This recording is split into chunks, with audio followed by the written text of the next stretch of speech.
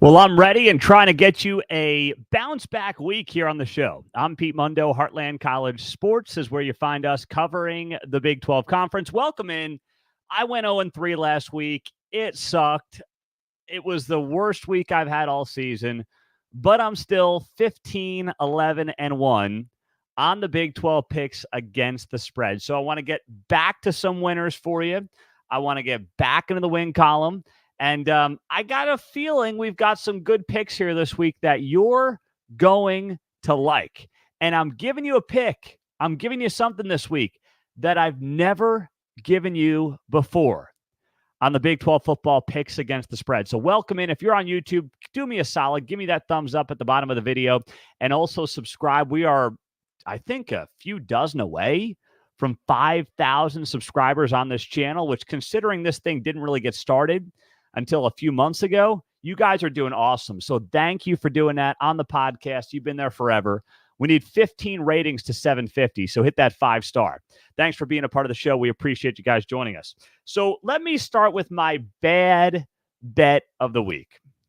We good with that? I'm going to give you a lock, an underdog, and a bad bet of the week. All right? So my bad bet of the week is BYU plus 24.5 against Oklahoma at home. That is not one I am touching. That means I'm on the Oklahoma side of this thing. And by the way, I was down the 2 games for my bad bet. I just went with my gut here. I'm going with my gut.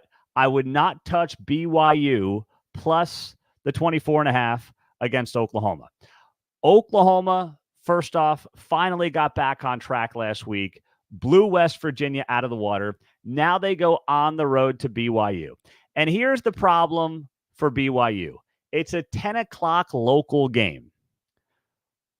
Now, people are like, well, this is going to be tough for OU. No, OU's body clock is going to think it's 11 a.m. OU is used to playing 11 a.m. games. BYU never plays this time of the day. I mean, they are used to playing night games, late afternoon. They never have a morning kickoff. Never mind 10 a.m. their time. That is unheard of. That is going to totally jack up BYU's preparations, their schedules, their players, their coaches. They never do this at home. Oklahoma is used to it. Oklahoma plays early games all the time. And Oklahoma got its swagger back last week. And meantime, BYU is getting its doors blown off.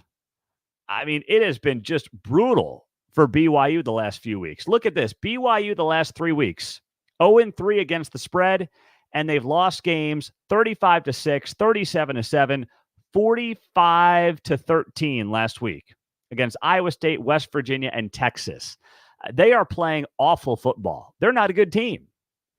Oklahoma is going to have an absolute field day on Saturday. They're going to be more used to playing in the morning.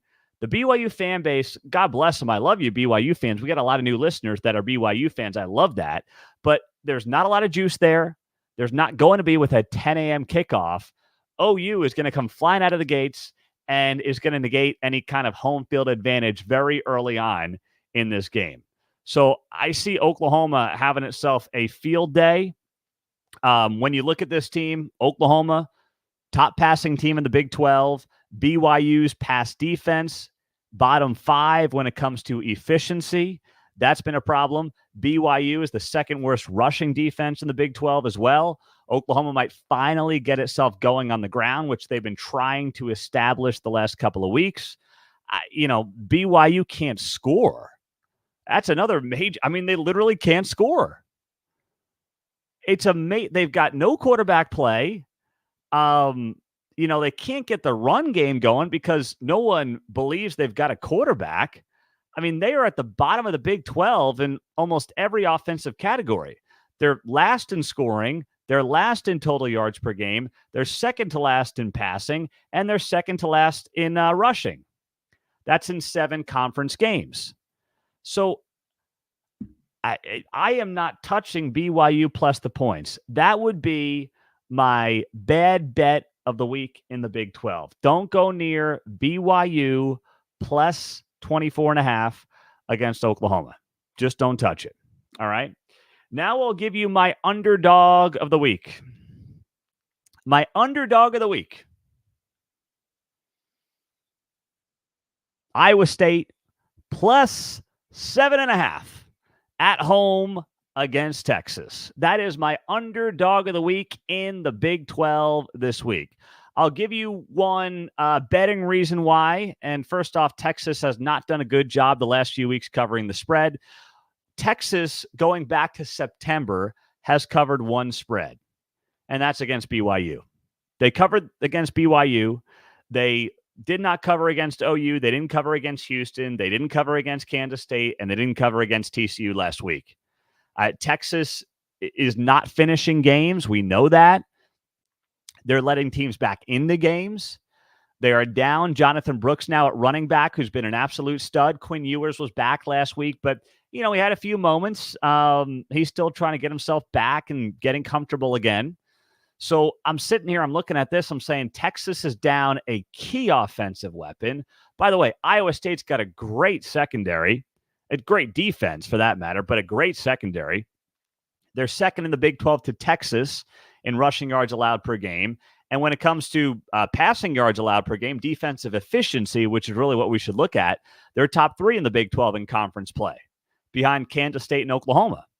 So I'm just sitting here, I'm saying, okay, what else? You want something else here that I think is pretty notable. How about this? When it comes to negating one of Texas's strengths, Texas does a very good job getting to the quarterback. Texas has 18 sacks in 7 Big 12 games. That's tops in the Big 12. Well, here's the thing. Iowa State doesn't give up a lot of sacks. They've only given up 8 in 7 games. That's second in the Big 12. Well, third in the Big 12 behind West Virginia and Oklahoma State. So that negates one of the strengths for Texas. And you're seeing an Iowa State team that is getting more comfortable slinging the ball around. They're going to have to pass the ball to win.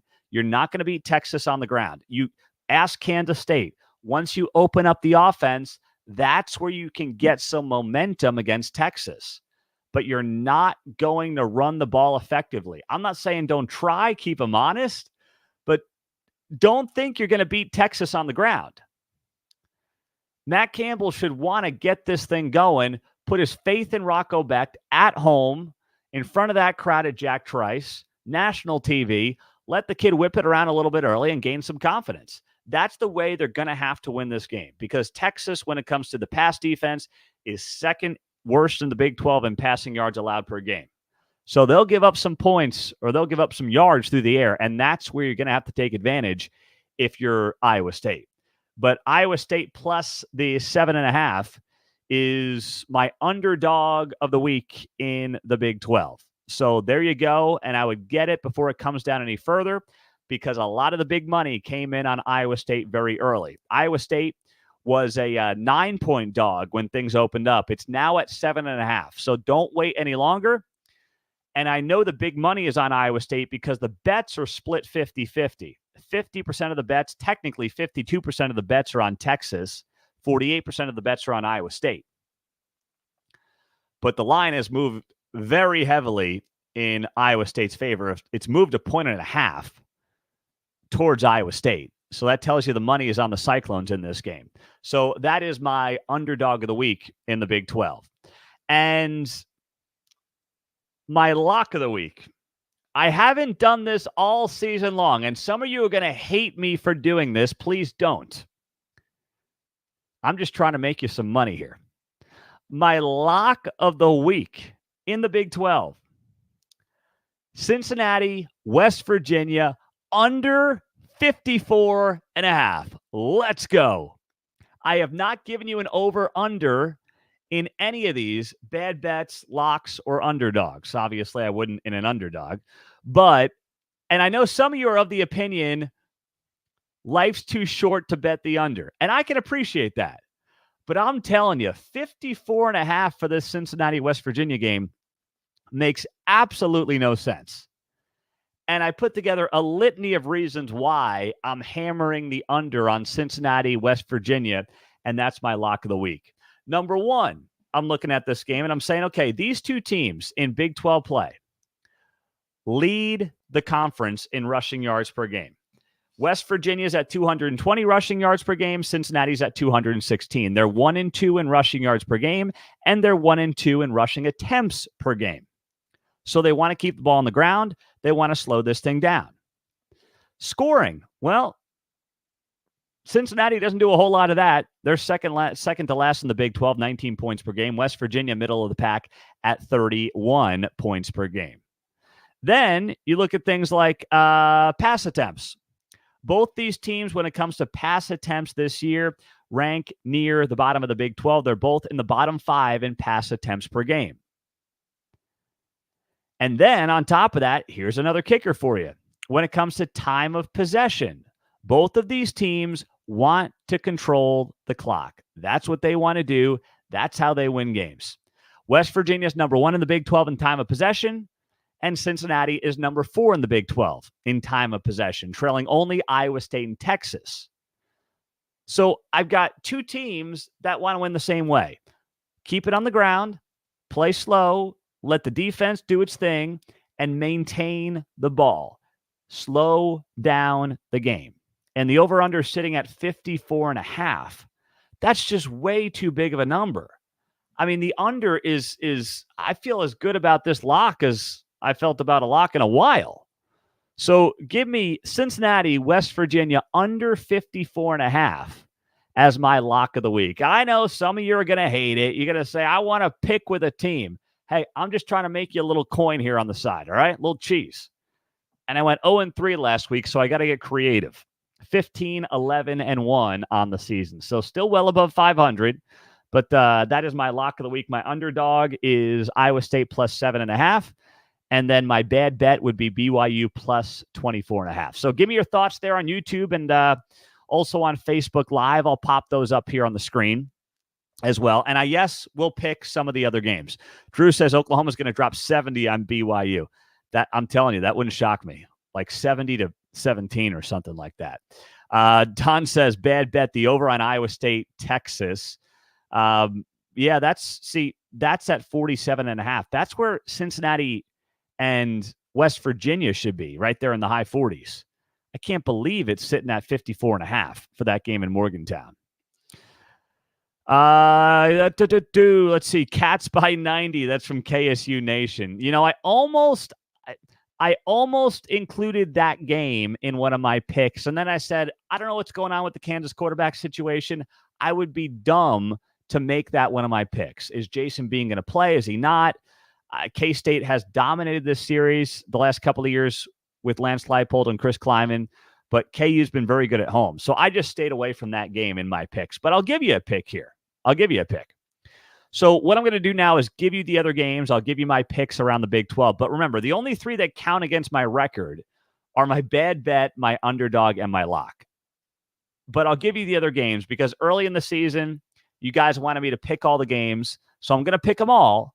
But remember, the 3 that count against my record are the 3 I just gave you. Deal? We cool? All right, great. So in the West Virginia-Cincinnati game, I would go Cincinnati plus 6.5. Cincinnati plus 6.5 in that game, just because I think it's going to be a low-scoring game. I could see 23-17, but Cincinnati gets a cover. Heck, I could see 24-21. It's just got that kind of feel to it between these two teams. Cincinnati does play good defense. West Virginia, if it can't establish the run, the offense is pretty anemic. So I like Cincinnati with the points. And by the way, the big money is on Cincinnati in that game. Cincinnati's only getting 30% of the action. 30% of the bets are coming in on Cincinnati, but the line hasn't moved. That tells you while all the easy money or all the low bets are on West Virginia, the big money is on Cincinnati there, making up for the fact that 70% of the bets are on the Mountaineers. Baylor, TCU. This is such a weird game. Both teams stink, but it is a rivalry. Who's up for it? Who cares? Who's into it? I have no idea. But in this game, I would lean towards Baylor plus the 12.5. It's a rivalry. It's a double-digit spread. TCU has been a major disappointment here, too. Yes, they came on late last week against Texas, but neither of these teams are having the season they expected. So I'll say close game in a rivalry, double-digit spread is just too high. Give me Baylor plus the points in this one. Oklahoma State, Houston. I don't know what the Cowboys are. Do you? I don't know what the Cowboys are. I mean, as good as they look sometimes, it's like South Alabama, and then you get blown out by 42 by UCF. I get UCF's getting better, but sheesh. That is just crazy. That being said, this might be foolish, but I'm going to roll with a bounce-back game here for the Pokes, minus the 6.5 against Houston. I just don't think Houston's any good. I mean, Dana Holgerson's got a lot of work to do right now with that program. They lost to Cincinnati last week, and Cincinnati has been one of the worst teams in the Big 12 throughout the season, even though they've, been in a few games. So they barely beat Baylor a couple of weeks ago, goes to overtime. They got blasted by Kansas State. I don't know what I'm getting with Houston either, so I'm going to go with the better team, especially since the spread is less than a touchdown. It feels like a bit of an overreaction spread to Oklahoma State's performance last week, which was just a total disaster. But give me the Cowboys minus 6.5. In the other games, 2 games left I haven't talked about. UCF, Texas Tech. That game, of course, is pretty compelling. UCF is coming off of the big win at Oklahoma State. Now they're going on the road to take on a Texas Tech team that also has a little bit of mojo, a little bit of momentum to it there for the Red Raiders. They've won 2 straight. They're back in the picture when it comes to a bowl game, right? So all of a sudden, things are looking up there in Lubbock. They got to win one of their last 2 games to get bowl eligible. So they're in a pretty good spot to hopefully do that. They got a game this week against UCF, and then they're going to end up playing Texas, of course, in the final week of the season. But in this game, I am going to go with UCF. Give me UCF plus 2.5.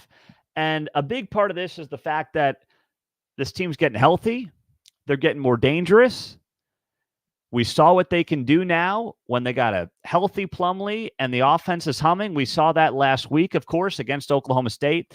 And I just wonder, part of me wonders if Texas Tech is going to get caught looking ahead a little bit here. It's natural. It's okay. Their whole season is next week against Texas. I know they want to get to a bowl game, but listen, it's all about next week in Lubbock. And it should be, by the way. So I just wonder if they get caught looking ahead a little bit. By the way, the big money's on UCF for what that's worth. 38% of the bets are on the Knights, but the spread is moving in their favor. So that tells you a lot right there. UCF looks like a different team than it did a few weeks ago. They're gaining confidence in this conference. I'll go UCF plus the 2.5. And then we've got K-State and KU. And I'll tell you, the bettors are loving Kansas State. The line opened up at plus 7.5 for KU. It's now KU plus 9.5. That's a big number. K-State has looked very good. Obviously, we know that. They're still in Big 12 contention. They're probably pissed off after how things have played out. But, man, I keep looking at this game and saying rivalry, Lance Leipold.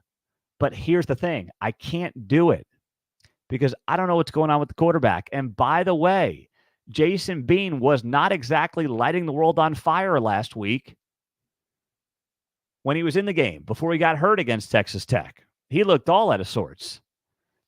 Meantime, Kansas State's playing some of the best football in the country. They're pissed off, by the way, because of how this whole Big 12 tiebreaker thing has gone down. I guarantee you that's being used in that locker room this week. And Chris Kleiman has owned KU the last few years. Now, I know you can sit there and say, well, it's easy to own KU. No, but still, he's dominated even the last couple of years as KU has gotten better under Lance Leipold. So I'm looking at a K-State team that has made a lot of people a lot of money this year. They're 7-2-1 against the spread overall. And you know what? I'm going to jump on K-State minus the 9.5 and grab it before it hits 10 if you're interested, because K-State has been very good against the number. I mean, they are just dominating the number all season long. Frankly, they're 8-2. I was looking at a record that had them 7-2-1, but that's saying a push against Texas. And I don't know about you, but I had them plus 3.5 against Texas, so that's a cover. So they have only failed to cover twice this year, and that's against Missouri and Oklahoma State. Outside of that, K-State has covered every single game this year. I'm riding with Kansas State in this one. Their defensive efficiency is number one in the Big 12 in 7 conference games. That is not getting nearly enough attention. That defense has come on very strong. They've cleaned up some of the issues with the passing defense. That's been impressive to watch. The rush defense has been very good this season. And then the offense, Will Howard's getting back to his old self. So that's been a lot of fun to watch. They're third in the Big 12 in rushing yards per game. They're in passing yards per game, middle of the pack. That's what you would expect. But they're number one in points per game in the league at nearly 40 per game. Above OU, above Texas, above Oklahoma State. So this is a team that's not getting nearly enough credit for how it's playing right now. They're flying under the radar a little bit. So I would roll Kansas State minus the 9.5 in that one. So there you go. Those are my picks this week. The ones that I'm counting against my record. My lock is Cincinnati, West Virginia, under 54.5. My dog is Iowa State plus 7.5 against Texas. And my bad bet is BYU plus the 24.5 against Oklahoma. There you go. I'm Pete Mundo. Hey, before you head out, subscribe to us on YouTube. Would you please hit the thumbs up on the video? And also, if you're on the podcast, we've got 735, I believe I saw last, ratings on iTunes. Can you help us get to 750 by Thanksgiving in a week? I don't think it's too much to ask. It's just my little ask. And then if you want the koozies, I'll send you one if you leave a rating and a review and send me a screenshot to Pete Mundo, MUNDO, at heartlandcollegesports.com. Yes, 735 on the ratings. Help us get to 750 by Thanksgiving. That's my goal. That means 15 of you. We got thousands of you listening. It can be you. Take you 2 seconds. Thank you. Enjoy the games. And we'll be talking to you guys soon. We have our reaction show on Sunday, so make sure you're subscribed to that. Subscribe to the podcast and the YouTube page. That way you never miss a show. Week 12 is right around the corner, and we'll be talking to you on Sunday. Have a great rest of the day. Enjoy it, and thanks for being here on heartlandcollegesports.com. Last plug, join our message boards. They're free. We'll talk to you over there. See you later.